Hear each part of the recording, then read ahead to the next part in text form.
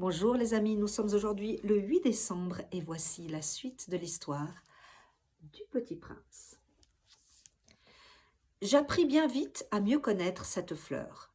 Il y avait toujours eu sur la planète du Petit Prince des fleurs très simples, ornées d'un seul rang de pétales, et qui ne tenaient point de place et qui ne dérangeaient personne.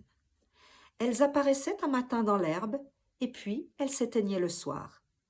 Mais celle-là avait germé un jour d'une graine apportée d'on ne sait où, et le petit prince avait surveillé de très près cette brindille qui ne ressemblait pas aux autres brindilles.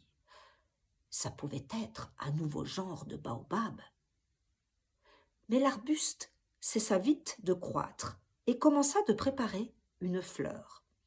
Le petit prince, qui assistait à l'installation d'un bouton énorme, sentait bien qu'il en sortirait une apparition miraculeuse. Mais la fleur n'en finissait pas de se préparer à être belle, à l'abri de sa chambre verte. Elle choisissait avec soin ses couleurs, elle s'habillait lentement, elle ajustait un à un ses pétales. Elle ne voulait pas sortir toute fripée comme les coquelicots. Elle ne voulait apparaître que dans le plein rayonnement de sa beauté.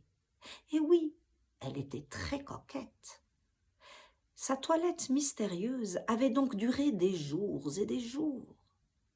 Et puis voici qu'un matin, justement à l'heure du lever du soleil, elle s'était montrée. Et elle, qui avait travaillé avec tant de précision, dit en bâillant: « Oh, je me réveille à peine, je vous demande pardon, je suis encore toute décoiffée. » Le petit prince, alors, ne put contenir son admiration. « Oh, que vous êtes belle !»« N'est-ce pas ?» répondit doucement la fleur. « Et je suis née en même temps que le soleil. » Le petit prince devina bien qu'elle n'était pas trop modeste, mais elle était si émouvante. «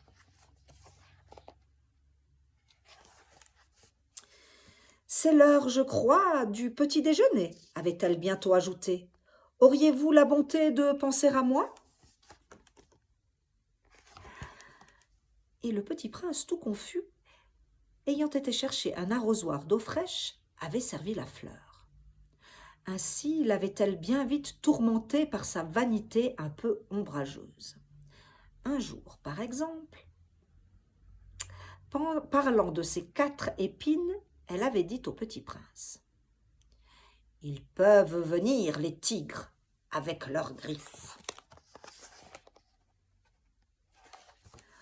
« Il n'y a pas de tigres sur ma planète, » avait objecté le petit prince. « Et puis les tigres ne mangent pas d'herbe. »« Je ne suis pas une herbe, » avait doucement répondu la fleur. « Oh, pardonnez-moi.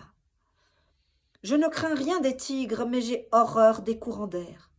Vous n'auriez pas un paravent ? » ?»« Horreur des courants d'air ?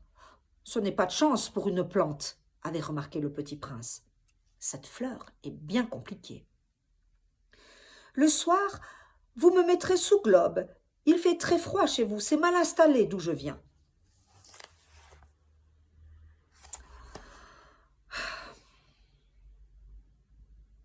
Mais elle s'était interrompue.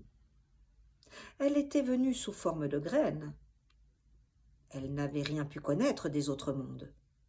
Humiliée de s'être laissée surprendre à préparer un mensonge aussi naïf, elle avait toussé 2 ou 3 fois pour mettre le petit prince dans son tort. « Ce paravent, alors ? » ?»«